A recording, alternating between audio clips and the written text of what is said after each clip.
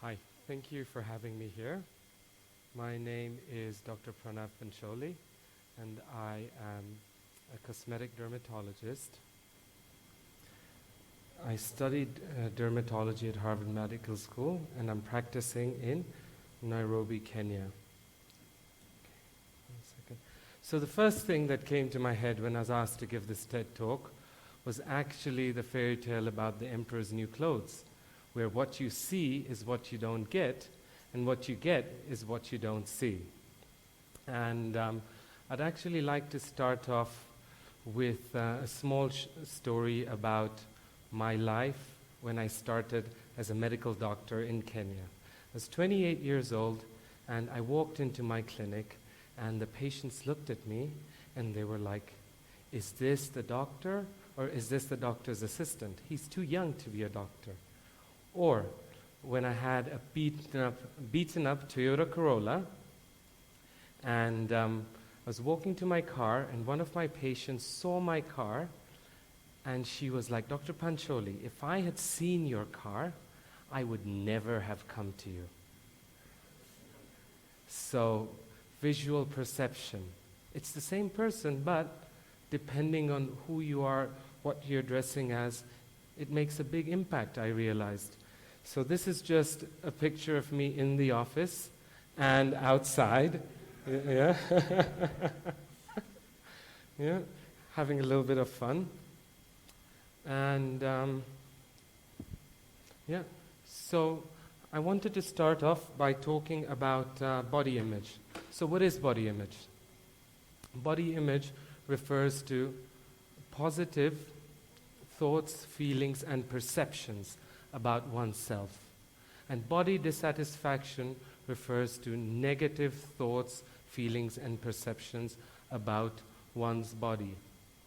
Next slide, please. Yeah. So what is body image affected by? As children, we tend not to worry about, oh, this person's too skinny, this person's too tall, too short, too big. As we grow into our teens, we tend to be a little bit more preoccupied with body image. Women tend to be a little bit more preoccupied as well, as opposed to men. In the West, slenderness is linked with success, happiness, social acceptability, and youthfulness, while being overweight is linked with being lazy, lack of self-control, and lack of willpower. However, in Africa, and we all know that African men like their women curvaceous, yeah? Being overweight is linked with abundance, good health, wealth, and a life of plenty. As we move up the social ladder, we find that there is a higher emphasis on being slim. And if Barbie was supposed to be put into a life-size doll, she would actually be 76% of her ideal body weight. In the West, a lot of girls grow up idealizing or idolizing Barbie, and no wonder there is a huge rise in eating disorders like anorexia and bulimia. Genetics also plays a big role, and they say that although beauty lies in the eyes of the beholder, scientific evidence suggests that it's actually been hardwired into our physical being. And a study was done whereby newborn infants were placed with two images, one attractive and one not so attractive, and they stared at the attractive image for 80% of the time.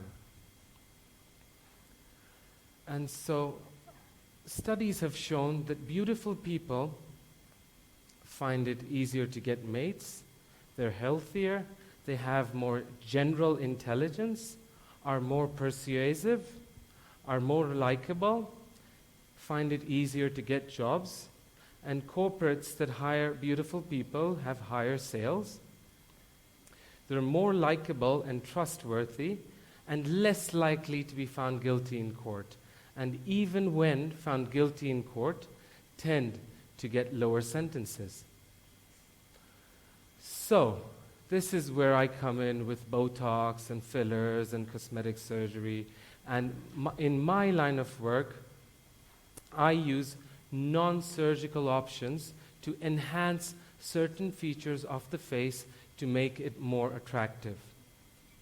There is an international mask of beauty whereby there's certain ratios that you have your upper lip to your lower lip, from the center of your nose to the pupil, and then from the center of the nose to the outer canthus, or this area here. And there's all these relative proportions, the top of the face, the mid-face, and the bottom of the face, that we play with to create that ideal image of beauty, irrespective of age, gender, or race. Some of the things that are important in women would include high arched eyebrows, high cheekbones, a well-defined jawline, large eyes, pouty lips, and a smooth, fair, flawless skin. Botox has actually been used to treat depression.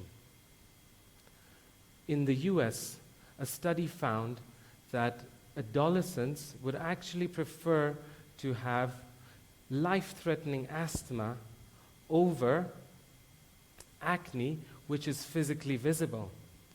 And in my clinic, I see my dark-skinned patients coming in for skin lightening, and my white patients asking me about skin tanning. And this actually goes to show that human beings want to be different from their population subset. And we always try and stand out from that population subset. So with this, I wanted to talk about a positive body image. So what is a positive body image? A positive body image comes from realizing and understanding that people come in all shapes, sizes, and color, and that physical appearance says very little about the character or value of a person. Is physical appearance and a positive body image important for success? Absolutely not. We actually have a lot of famous people that are not that attractive. Was Einstein physically hot? Yeah. Pele and Winston Churchill. These are people that have left behind legacies. They may not be the most attractive people, but what they have done is going to live on for generations. And with this, I would like to end with a quote from Buddha. We are what we think. All that we are arises from our thoughts. With our thoughts, we make ourselves, and with ourselves, we make the world. Thank you.